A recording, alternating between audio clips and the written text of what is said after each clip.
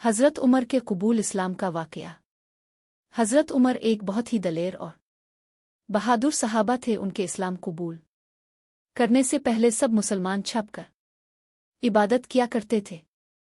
एक रोज़ मक्का की एक गिल्ली से गुजर रहे थे कि उनकी मुलाकात एक कुरैशी शख्स से हुई। उनका नाम हज़रत नईम इब्न अब्दुल्ला था। ये इस वक्त अपनी कौम के खौफ से अपने इस्लाम को छुपाए हुए थे। हज़रत उमर के हाथ में तलवार थी। ये परेशान हो गए। उनसे पूछा कि क्या इरादे हैं। वो बोले, मोहम्मद को कत्ल करने जा रहा हूं। ये सुनकर हज़रत नाउम ने कहा, पहले अपने घर की खबर लो। तुम्हारी बहन और बहनोई मुसलमान हो चुके हैं।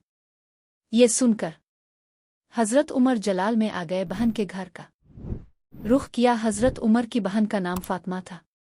उनके शौहर हज़रत सईद बिन ज़द थे। ये अशरा मुबश्शिरा में शामिल थे।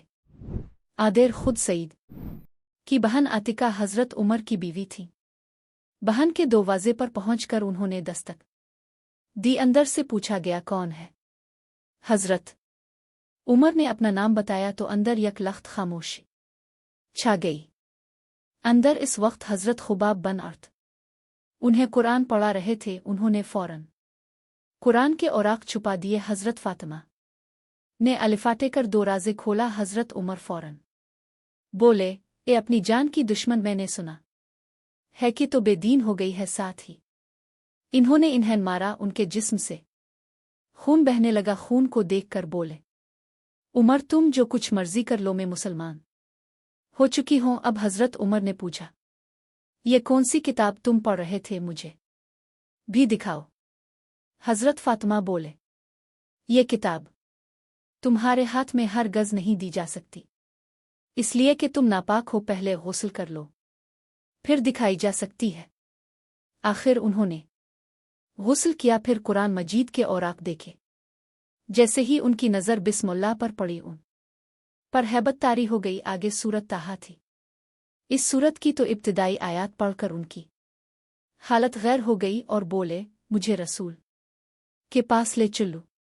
हज़रत खुबाब बन अर्थ और हज़रत ज़द जो आदेर अलिफादेर छुपे हुए थे, उनके अल्फाज सुनकर बाहर आए। बाज रवायात में आता है कि हज़रत उमर ने सईद बिन ज़द को भी मारा था।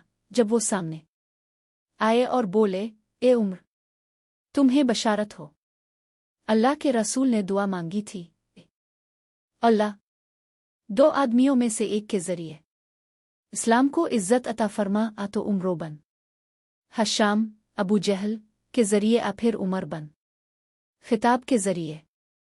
इब्ने ये दुआ बुध के रोज़ मांगी थी। जुमेरात के रोज़ ये वाक़या पेश आया। हज़रत खुबाब और हज़रत ज़द उन्हें लेकर दारनरकम पहुँचे। दरवाजे पर दस्तक दी गई तो अंदर से पूछा गया, कौन है। उन्होंने कहा, उमर इब्न खिताब। ये बात सुनकर हुजूर को बताया गया कि उमर बन खिताब हैं। इब्ने इरशाद फरमाया, दरवाज़ा खोल दो। अगर अल्लाह ताल ने इसके साथ खैर का इरादा फरमाया है तो हिदायत पालेगा। दरवाज़ा खोला गया। हज़रत हमज़ा ने उन्हें अंदर आने की इजाज़त दी। फिर दो सहाबा किराम ने उन्हें दाएं बाएं से पकड़कर इब की खिदमत में पेश किया। इब ने फरमाया, उन्हें छोड़ दो। उन्होंने हज़रत उमर को छोड़ दिया। वो नबी कर्म के सामने बैठ गए।